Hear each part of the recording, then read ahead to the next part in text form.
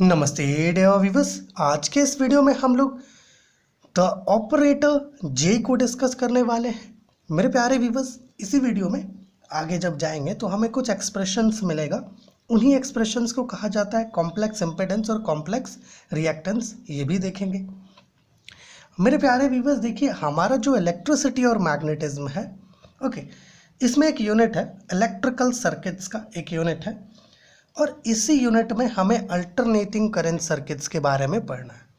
तो alternating current circuits को पढ़ने के लिए हमारे पास इसका नॉलेज होना बहुत ज़रूरी है, द ऑपरेटर जे का, क्योंकि वहाँ पर कई सारे टर्म्स में हम लोग इस ऑपरेटर जे का प्रयोग करेंगे। ओके, तो ये ऑपरेटर जे है क्या, आखिरकार इस ऑपरेटर जे का प्रयोग हम लोग अल्टरनेटिंग करंट सर्किट्स में कैसे करेंगे, क्या एप्लीकेशन है, इन सब पर इस वीडियो में चर्चा करने वाले हैं। तो चलिए थिंग्स को स्टार्ट करते हैं। प्यारे व्यूअर्स, थिंग्स को समझने के लिए हमें सबसे पहले कॉम्प्लेक्स नंबर्स में चलना होगा। कहाँ चलना होगा? कॉम्प्लेक्स नंबर्स में। और मोर एक्यूरेटली कहें तो हमें बेसिक कॉम्प्लेक्स नंबर्स में चलना होगा, जहाँ पर हम लोगों ने एक टर्म देखा था आयोटा। याद होगा आप लोगों को कि हम लोगों ने एक टर्म देखा था आयोटा। ओके, ये आयोटा जो है प्यारे व्यूअर्स, जिसे हम लोग आई से डोनेट करते हैं, ठीक है, ये एक इमेजिनरी नंबर होता है, हम लोग जानते हैं, और इसका जो वैल्यू है ये √-1 से इक्वल होता है। ये चीज़ें हम लोग जानते हैं, आप भी जानते हैं। मेरे प्यारे व्यूअर्स, मान लीजिए, जस्ट इमेजिन, ओके, कि अपने पास एक कॉम्प्लेक्स नंबर है z = a + ib। ओके, ठीक है प्यारे व्यूअर्स, मान लीजिए ये जो कॉम्प्लेक्स नंबर है z, ओके, इसे आपने इस आयोटा से मल्टीप्लाई कर दिया। ये जो आयोटा है इससे आपने कॉम्प्लेक्स नंबर जो हम लोग यहाँ कंसिडर किए हैं उससे आपने मल्टीप्लाई कर दिया, है ना। मतलब है कि a + ib को हम लोगों ने क्या किया, आयोटा से मल्टीप्लाई कर दिया। ओके प्यारे व्यूअर्स, इससे होगा क्या, है ना, ये एक्चुअली प्रूफ करने की बात है, बट हम लोग डायरेक्ट यहाँ रिजल्ट लेंगे, ठीक है। तो जब हमारा जो कॉम्प्लेक्स नंबर हम लोगों ने लिया है a + ib, जब उसको इस आयोटा से मल्टीप्लाई करेंगे तो होगा क्या, ये जो कॉम्प्लेक्स नंबर है ये कॉम्प्लेक्स नंबर रोटेट कर जाएगा। क्या होगा? ये कॉम्प्लेक्स नंबर रोटेट कर जाएगा by an angle of 90 degree, या ऐसा कह सकते हो बाय एन एंगल ऑफ π/2, वो भी एंटी क्लॉकवाइज डायरेक्शन में। किधर? एंटी क्लॉकवाइज डायरेक्शन में। ओके, समझ पा रहे हैं? यहाँ पर जो कॉम्प्लेक्स नंबर हम लोग लिए, इस कॉम्प्लेक्स नंबर को जब हम लोग इस आयोटा से मल्टीप्लाई करते हैं तो क्या होता है, जो कॉम्प्लेक्स नंबर है ये रोटेट कर जाता है by an angle of 90 degree in anti clockwise direction, ठीक है। ओके, यहाँ पे डायरेक्शन भी लिख लीजिएगा, एंटी क्लॉकवाइज डायरेक्शन। ओके, ये चीज़ें आप समझ पा रहे हैं। मान लीजिए प्यारे व्यूअर्स, हम लोगों ने ये जो कॉम्प्लेक्स नंबर है a + ib, इसको मल्टीप्लाई कर दिया -i से, तो इस केस में क्या होगा? इस केस में मेरे प्यारे व्यूअर्स, ये कॉम्प्लेक्स नंबर फिर से 90 डिग्री ही रोटेट करेगा, लेकिन इस बार ये केवल क्लॉकवाइज डायरेक्शन में रोटेट करेगा। समझ पा रहे हैं? बिल्कुल सेम मैनर में अपना ऑपरेटर जे भी काम करता है। ये जो आयोटा जैसे यहाँ पे काम कर रहा था, ओके, बिल्कुल इसी प्रकार से ऑपरेटर जे भी काम करता है। जैसे मेरे प्यारे व्यूअर्स, जैसे आयोटा क्या था, एक इमेजिनरी नंबर है, एक इमेजिनरी क्वांटिटी है, उसी प्रकार से जो ऑपरेटर है, ऑपरेटर जे जो है, ये भी क्या है, एक इमेजिनरी क्वांटिटी है। इसका वैल्यू भी √-1 से इक्वल होता है, और ये क्या है, एक ऑपरेटर है, ठीक है, ऑपरेटर। मेरे प्यारे व्यूअर्स, ये जो जे है, मान लीजिए कि आप हम लोगों ने एक वेक्टर ले लिया, let us consider a vector arrow A, just imagine. Okay, हम लोगों ने क्या किया, इस वेक्टर को इस जे से मल्टीप्लाई कर दिया, तो होगा क्या, होगा ये मेरे प्यारे व्यूअर्स, जैसे यहाँ पर कॉम्प्लेक्स नंबर को मल्टीप्लाई कर रहे थे आयोटा से, तो कॉम्प्लेक्स नंबर रोटेट कर जा रहा था एंटी क्लॉकवाइज डायरेक्शन में 90 डिग्री, उसी प्रकार से यहाँ पे क्या होगा, ये जो वेक्टर एरो ए है ये रोटेट कर जाएगा। ओके, ये वेक्टर एरो ए क्या करेगा, रोटेट कर जाएगा by an angle of 90 degree in anti clockwise direction. समझ पा रहे हैं? जैसे यहाँ पर ये कॉम्प्लेक्स नंबर काम कर रहा था उसी प्रकार से ये ऑपरेटर जे भी काम करता है, क्योंकि ऑपरेटर जे भी कॉम्प्लेक्स क्वांटिटी है। ओके, बिल्कुल सेम आयोटा की तरह ये कार्य करता है। मान लीजिए कि आपने जो है इस वेक्टर को माइनस जे से मल्टीप्लाई कर दिया, माइनस जे से। अगर आप इसको माइनस जे से मल्टीप्लाई करेंगे तो फिर से जो अपना एरो ए है ये रोटेट कर जाएगा by an angle 90 degree, but इस केस में वो क्लॉकवाइज डायरेक्शन में रोटेट करेगा। समझ पा रहे हैं? चलिए इसको समझने के लिए यहाँ पर हम लोग एक एक्सेस ले लेते हैं। ठीक है, इसको बहुत आसानी से समझा जा सकता है। मान लीजिए कि ये वाई एक्सेस है और ये एक्स एक्सेस है। जस्ट इमेजिन ये अपना ओरिजिन है, और चलो ऐसा मान लेते हैं कि अपना जो वेक्टर एरो ए है वो यहाँ पर है। ठीक है, एरो ए। अभी जब आपने वेक्टर एरो ए को जे से मल्टीप्लाई किया तो हम लोग क्या देखें कि वेक्टर एरो ए जो है 90 डिग्री रोटेट कर जाता है क्लॉकवाइज डायरेक्शन में, माफ़ कीजिएगा एंटी क्लॉकवाइज डायरेक्शन में। तो एंटी क्लॉकवाइज किधर होगा? इधर। मतलब ये अब यहाँ पर आ जाएगा। जैसे ही हम लोग इसको मल्टीप्लाई करेंगे जे से तो ये यहाँ पे आ जाएगा। मान लीजिए आपने वेक्टर एरो ए को माइनस जे से मल्टीप्लाई किया तो इस केस में क्या होगा? वो 90 डिग्री रोटेट तो करेगा लेकिन क्लॉकवाइज डायरेक्शन में। मतलब ऐसे है तो ये इधर रोटेट कर जाएगा नीचे की तरफ, मतलब माइनस जे एरो ए यहाँ पर होगा। समझ पा रहे हैं? उसी प्रकार से मान लीजिए कि जो वेक्टर एरो ए है इसे आपने जे स्क्वायर से मल्टीप्लाई कर दिया। मतलब पहले आप ए को जे से मल्टीप्लाई करो तो यहाँ पर आएगा, फिर एक बार जे से मल्टीप्लाई करो तो यहाँ पे आएगा। मतलब इस केस में जो वेक्टर एरो ए है ये 180 डिग्री रोटेट कर रहा है, वो भी एंटी क्लॉकवाइज डायरेक्शन में। तो जे स्क्वायर एरो ए आपका यहाँ पर आएगा। समझ पा रहे हैं इस चीज़ को? तो ये चीज़ें आप ग्रैब कर पा रहे होंगे कि आखिरकार ऑपरेटर जे क्या है ना? ऑपरेटर जे का फंक्शन क्या है ये आप समझ पा रहे होंगे। जैसे अपना आयोटा काम करता है उसी प्रकार से ऑपरेटर जे भी काम कर रहा है। ठीक है, ऑपरेटर मतलब जो अपना आयोटा है इसको जब कॉम्प्लेक्स नंबर से मल्टीप्लाई करते हैं तो जो कॉम्प्लेक्स नंबर है वो रोटेट कर जाता है एंटी क्लॉकवाइज डायरेक्शन में 90 डिग्री। ठीक है, उसी प्रकार से जब आप किसी गिवन वेक्टर को इस ऑपरेटर जे से मल्टीप्लाई करोगे तो जो वेक्टर है वो रोटेट कर जाएगा 90 डिग्री एंटी क्लॉकवाइज डायरेक्शन में। ये आप इस पूरे सिनेरियो से समझ पा रहे होंगे। ठीक है ना? ओके, मान लीजिए कि हम लोग एक रियल क्वांटिटी या एक रियल वेक्टर एरो ए और एक इमेजिनरी क्वांटिटी लेकर के एक वेक्टर बनाते हैं। मान लीजिए कि एक वेक्टर एरो ए बनाते हैं इस प्रकार से, arrow a plus j arrow b करके। ठीक है, तो एरो ए तो इधर हो जाएगा और जे एरो बी आपका यहाँ पर आएगा, है ना? क्योंकि जे एरो बी है ना तो 90 डिग्री रोटेट करेगा तो जे एरो बी आपको यहाँ पर मिलेगा। ठीक है, ओके। तो कुछ मान लीजिए, है ना, और इसका ये रिजल्टेंट है तो रिजल्टेंट कैसा होगा? ट्रायंगुलर शेप का कुछ इस प्रकार से ये आपका एरो आर होगा। ओके, और अगर आप मॉडुलस पता करो मतलब मैग्नीट्यूड, तो आर इज इक्वल टू क्या होगा? अंडर रूट ए स्क्वायर प्लस बी स्क्वायर। अगर आप मतलब ऐसा कह सकते हैं कि डायरेक्शन के लिए अगर हम लोग पता करें तो वो तो एंगल से मिलेगा, दैट इज थीटा, है ना? ये जो एंगल है इससे मिलेगा theta, that is tan inverse b by a. ठीक है, इस प्रकार से ये चीज़ें तो हम लोग जानते ही हैं, कॉम्प्लेक्स नंबर में ये पढ़े हैं, ये चीज़ समझ गए हम लोग कि ऑपरेटर जे क्या है। बट आखिरकार हम लोग इसे अल्टरनेटिंग सर्किट्स के लिए डिस्कस कर रहे हैं, लेकिन अल्टरनेटिंग सर्किट्स के लिए इसका क्या एप्लीकेशन है भाई, ये तो हम लोग देखे ही नहीं।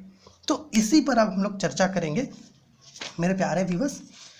देखिए, पिछली वीडियो में हम लोगों ने देखा कि इम्पिडेंस क्या होता है, रिएक्टेंस क्या होता है ना, एडमिटेंस क्या होता है। अगर आपने नहीं देखा तो एक बार देख लीजिए, लिंक नीचे है डिस्क्रिप्शन में। ठीक है, देखिए प्यारे व्यूअर्स, हमारे जो इंडक्टिव रिएक्टेंस होता है, इंडक्टिव रिएक्टेंस, मान लीजिए कि कोई एक अल्टरनेटिंग सर्किट है, उसमें इस प्रकार से जो है इंडक्टर कनेक्टेड है जिसका इंडक्टेंस L है। ठीक है, तो जो इंडक्टिव रिएक्टेंस होगा ना, ठीक है, उस इंडक्टिव रिएक्टेंस को हम लोग ओमेगा, मतलब ऐसे तो इंडक्टिव रिएक्टेंस को हम लोग XL से डोनेट करते हैं, ये इक्वल होता है आपका ओमेगा L से। ठीक है ना? बट अल्टरनेटिंग करंट सर्किट में जो ये इंडक्टिव रिएक्टेंस है इसको हम लोग क्या करते हैं प्यारे व्यूअर्स? जे ओमेगा L से रिप्रेजेंट करते हैं। ठीक है, इस अल्टरनेटिंग करंट सर्किट में। अब आपके मन में सवाल आएगा, ऐसा क्यों? देखिए, ऐसा इसलिए मेरे प्यारे व्यूअर्स, क्योंकि जो अल्टरनेटिंग करंट सर्किट है उसमें जब आपका केवल इंडक्टेंस होता है तो उस केस में जो ईएमएफ आपने अप्लाई किया है, ठीक है, ओके, इस केस में होता क्या है कि जो वोल्टेज होता है ना अक्रॉस द इंडक्टर के अक्रॉस जो वोल्टेज होता है वो करंट को लीड कर रहा होता है by an angle 90 degree passing through it. इसके कारण ओके यहाँ पर जो इंडक्टिव रिएक्टेंस है आपका उसको हम लोग जे ओमेगा एल लेते हैं, ठीक है, क्योंकि जो आपका वोल्टेज है वो करंट को लीड कर रहा होता है।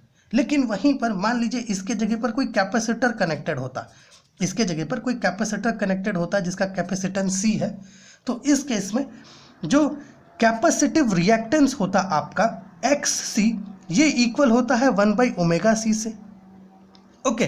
बट अगर हम लोग ऑपरेटर जे के टर्म्स में इसको लिखते हैं तो ये आपका ऑपरेटर जे के टर्म्स में कुछ ऐसे लिखाएगा -j⍵c।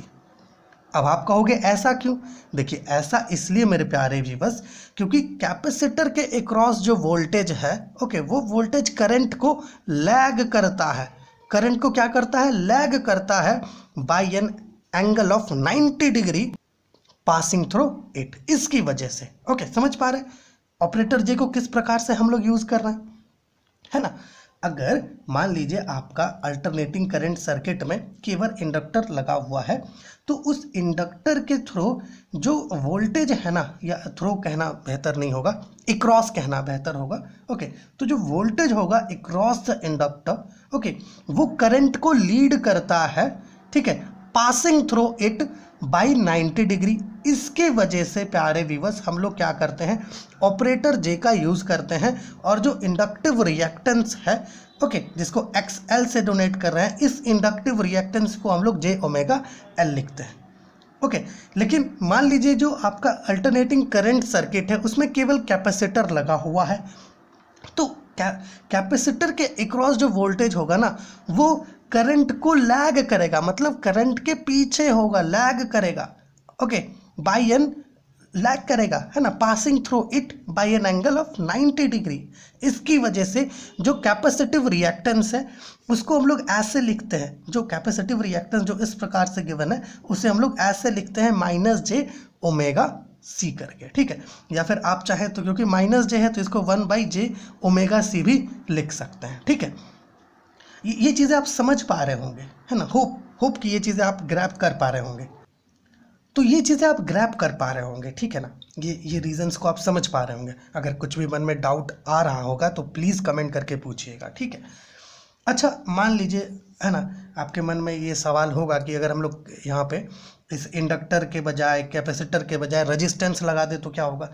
देखिए, जब आपका एसी सर्किट में केवल रेजिस्टेंस होता है ना, उस केस में जो वोल्टेज होता है और जो करंट होता है, ठीक है, ये दोनों इन फेज होता है, दोनों के बीच किसी भी प्रकार का फेज का डिफरेंस नहीं होता, दोनों फेज में चलता है। इसकी वजह से यहाँ पर जो है रेजिस्टेंस के केस में किसी भी प्रकार का कोई हम लोग ऑपरेटर जे का एप्लीकेशन नहीं देखते हैं, ठीक है। बट इस कैपेसिटर और इंडक्टर के केस में देखते हैं, क्योंकि इंडक्टर वाले में क्या होता है, जो करंट है, माफ़ कीजिएगा, जो वोल्टेज है वो करंट को लीड करता है passing through it by N angle of 90 degree. इसकी वजह से इंडक्टिव रिएक्टेंस को हम लोग कैसे लिखते हैं, j⍵L, ठीक है, क्योंकि 90 डिग्री की बात हो रही है यहाँ पर, है ना, पॉजिटिव डायरेक्शन की बात हो रही है, लीड कर रहा है इसलिए। अगर लैग करेगा तो नेगेटिव डायरेक्शन की बात होगी, ठीक है। ये चीज़ें आप ग्रैब कर लिए। अब चलिए कहाँ चलते हैं, हम लोग एक सर्किट कंसिडर करते हैं। चलिए मान लीजिए कि इस प्रकार से कोई सर्किट है। इस सर्किट में मेरे प्यारे व्यूअर्स आपके पास एक रेजिस्टेंस भी है, एक इंडक्टर भी है, ओके, मान लीजिए एक कैपेसिटर भी कनेक्टेड है, जस्ट इमेजिन, और यहाँ पर कोई एक ईएमएफ का सोर्स है, इस प्रकार से जो है कनेक्टेड है, ठीक है। मान लेते हैं ये रेजिस्टेंस का जो रेजिस्टेंस है वो R है, इस इंडक्टर का जो इंडक्टेंस है वो L है, कैपेसिटर का जो कैपेसिटेंस है वो C है, ओके। तो प्यारे व्यूअर्स इस सर्किट का जो इम्पिडेंस होगा, ओके, इम्पिडेंस क्या होता है, बेसिकली जब इलेक्ट्रिकल माफ़ कीजिएगा, जो अल्टरनेटिंग करंट सर्किट है जब वो इस सर्किट में फ्लो करेगी तो इन तीनों के द्वारा जो हिंड्रेंस, ओके, उस अल्टरनेटिंग करंट सर्किट को प्रोवाइड करवाया जाएगा, उसी को इम्पिडेंस कहते हैं, जिसे कैपिटल Z से रिप्रेजेंट करते हैं। और ये आपका इक्वल होता है किससे, R, जो रेजिस्टेंस के द्वारा हिंड्रेंस प्रोवाइड किया गया, ये L है, ठीक है। इसके द्वारा जो इम्पिडेंस प्रोवाइड किया गया वो है j⍵L, ठीक है। और कैपेसिटर के द्वारा जो हिंड्रेंस प्रोवाइड किया गया दैट इज 1/j⍵c। समझ पा रहे हैं इस चीज को? ओके, ये जो हमें मिल रहा है मेरे प्यारे व्यूअर्स, ये जो हमें मिल रहा है ये वाला। ओके, अच्छा एक मिनट, यहाँ पर थोड़ा सा हम लोग क्या कर रहे हैं, हम लोग 1/j⍵c ले रहे हैं ना, ये वाला ले रहे हैं, ठीक है। ओके, ऐसे अगर आप चाहें तो -j⍵c भी ले सकते हैं इस केस में, ठीक है। ये जो आपको एक्सप्रेशन मिल रहा है ना, ये वाला, इस एक्सप्रेशन को हम लोग कहते हैं कॉम्प्लेक्स रिएक्टेंस, ठीक है। माफ कीजिएगा, कॉम्प्लेक्स रिएक्टेंस नहीं, कॉम्प्लेक्स इम्पिडेंस कहते हैं, ठीक है। कॉम्प्लेक्स इम्पिडेंस, क्योंकि रिएक्टेंस के केस में रेजिस्टेंस नहीं रहता है सर्किट में, ठीक है। सो ये क्या है आपका कॉम्प्लेक्स इम्पिडेंस है, कॉम्प्लेक्स इम्पिडेंस। इसको थोड़ा और अच्छे से लिख करके आपको दिखाते हैं, थोड़ा सा एक मिनट देखिएगा थोड़ा मेरे प्यारे viewers. Z is equal to R है ना, इस सर्किट आप समझ रहे होंगे, प्लस j⍵L, ओके, प्लस या फिर आप इसकी जगह पे माइनस ले लो, -j⍵c, इस प्रकार से। तो इसे आप और भी तरीके से लिख पाओगे, R+j⍵L माइनस 1/ω_c, इस प्रकार से भी आप लिख पाओगे। ये क्या है, कॉम्प्लेक्स इम्पिडेंस है। समझ पा रहे हैं, इसको कहते हैं कॉम्प्लेक्स इम्पिडेंस। बहुत जगह पर ये कॉम्प्लेक्स वेक्टर के नाम से, एक मिनट माफ कीजिएगा, बहुत जगह पर प्यारे व्यूअर्स इसे हम लोग वेक्टर इम्पिडेंस भी कहते हैं, ठीक है। तो इसको एक और तरीके से लिख लीजिए, Z is equal to R plus j⍵L minus 1/ω_c, इस प्रकार से भी आप इसको लिख सकते हैं। ओके, ये क्या है आपका कॉम्प्लेक्स, ये क्या है कॉम्प्लेक्स इम्पिडेंस है, ओके, कॉम्प्लेक्स इम्पिडेंस। और इसे ही जो है हम लोग कहते हैं एक मिनट, वेक्टर इम्पिडेंस, ठीक है, इम्पिडेंस। अब प्यारे व्यूअर्स, जैसे यहाँ पर हम लोग सर्किट लिए, तो इस सर्किट में तीनों था, रेजिस्टेंस, इंडक्टर, कैपेसिटर, तीनों था। अब चलिए एक सर्किट यहाँ पे और लेते हैं। मान लीजिए इस सर्किट में अपने पास एक इंडक्टर है जिसका इंडक्टेंस L है, और एक कैपेसिटर कनेक्टेड है जिसका कैपेसिटेंस C है, ठीक है। एक पावर सोर्स भी है, इस प्रकार से। प्यारे व्यूअर्स, इस केस में जो हिंड्रेंस प्रोवाइड किया जाएगा इंडक्टर और कैपेसिटेंस के द्वारा, जब अल्टरनेटिंग करंट इसमें फ्लो करेगी, तो उस हिंड्रेंस को हम लोग रिएक्टेंस कहते हैं, ठीक है। ओके, तो यहाँ पर देखिएगा, हम लोग रिएक्टेंस को बेसिकली एक्स से डोनेट करते हैं। तो यहाँ पर जो एक्स होगा, ओके, ये एक्स को हम लोग ऐसे लिखेंगे, j⍵L, ओके, माइनस 1/-j/⍵c, ठीक है, ये j है, okay. So x is equal to j⍵L minus 1/ω_c, इस प्रकार से। ये जो हमें मिल रहा है मेरे प्यारे व्यूअर्स, ये क्या है, ये है आपका कॉम्प्लेक्स रिएक्टेंस, ठीक है। ये क्या है, कॉम्प्लेक्स रिएक्टेंस है, ठीक है, कॉम्प्लेक्स रिएक्टेंस। समझ पा रहे हैं इस चीज को, इसे कहते हैं कॉम्प्लेक्स रिएक्टेंस। अब देखिए, अगर आप चाहें तो इसका मॉडुलस भी पता कर सकते हैं, कोई दिक्कत नहीं है ना। जैसे यहाँ पर बेसिकली हम लोग मॉडुलस निकाले थे ना वेक्टर वाले केस में, है ना, √a² + b² करके, उसी प्रकार से यहाँ पर भी आप मॉडुलस पता कर सकते हैं, कोई दिक्कत की बात नहीं है। ओके, ये चीज़ आप समझ गए। अच्छा, एक और चीज़ है प्यारे व्यूअर्स, जैसे मान लीजिए कि आपका जो सिनुसोडियल वोल्टेज कह सकते हैं ना, क्योंकि जैसे यहाँ पर हम लोग लिए हैं ना, तो E0 sin ω_t plus phi मान लेते हैं, यहाँ पर गिवन है हमारे पास, ठीक है। ओके, ω_t प्लस फाई लेना ठीक नहीं होगा ना, क्योंकि इसके पास कुछ, चलिए ठीक है, E0 sin ω_t अगर अपने पास है, तो इसको कॉम्प्लेक्स फॉर्म में हम लोग ऐसे लिखेंगे, E0 e⁻j⍵t, ठीक है। और जो करंट होता है I is equal to I0 sin ω_t plus phi, okay. इसे आप कॉम्प्लेक्स फॉर्म में ऐसे लिख सकते हो, I is equal to I0 e⁻j⍵t, इस प्रकार से, ठीक है, e⁻j⍵t, है ना। और अगर आप चाहें तो इसमें फाई को ऐड कर सकते हैं, है ना। ऐसे फाई का एडिशन जो है यहाँ पर किसी भी प्रकार से कोई इफेक्ट नहीं डालेगा। तो ये चीज़ें आप समझ पा रहे होंगे। ओके, तो ये जो है आपका जो वोल्टेज है और जो करंट है, उसके लिए कॉम्प्लेक्स नंबर रिप्रेजेंटेशन इस प्रकार से होता है।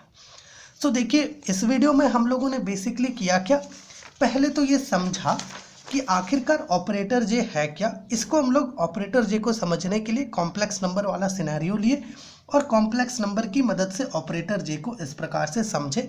होप ये पार्ट आप समझ पाए होंगे, वो भी अच्छे से। फिर हम लोग क्या किए, हम लोग देखे कि भाई अगर सर्किट में केवल इंडक्टर रहे तो उसके इसमें जो इंडक्टिव रिएक्टेंस होगा उसे हम लोग कैसे ऑपरेटर जे की मदद से लिख सकते हैं। फिर अगर कैपेसिटेंस रहे तो उसे कैसे लिख सकते हैं ऑपरेटर जे की मदद से। फिर हम लोग तीनों ही कंसिडर कर लिए तो हमें कॉम्प्लेक्स इम्पिडेंस मिला। ओके, इसे और थोड़ा सा आप चाहें तो अलग अलग करके इस प्रकार से लिख सकते हैं। कॉम्प्लेक्स इम्पिडेंस को वेक्टर इम्पिडेंस भी कहते हैं। ओके, फिर उसी प्रकार से यहाँ पर हम लोग सर्किट में एक बार केवल इंडक्टर लिए, एक बार कैपेसिटर लिए, तो इस प्रकार से जो है आपको रिएक्टेंस मिला, क्योंकि एक्स जो है ये रिएक्टेंस ही है। आप चाहें तो सर्किट में रेजिस्टेंस और कैपेसिटर लेकर के भी इस प्रकार से फाइंड आउट कर सकते हैं, लेकिन उसके इसमें इम्पिडेंस निकलेगा। ठीक है, तो होप मेरे प्यारे व्यूअर्स आप थिंग्स को समझ पाए होंगे। अगर आपको कुछ भी डाउट होगा, कुछ पूछना होगा तो प्लीज़ कमेंट कीजिए, ताकि आपका जो भी डाउट है उसको हम लोग क्लियर कर सके। ओके।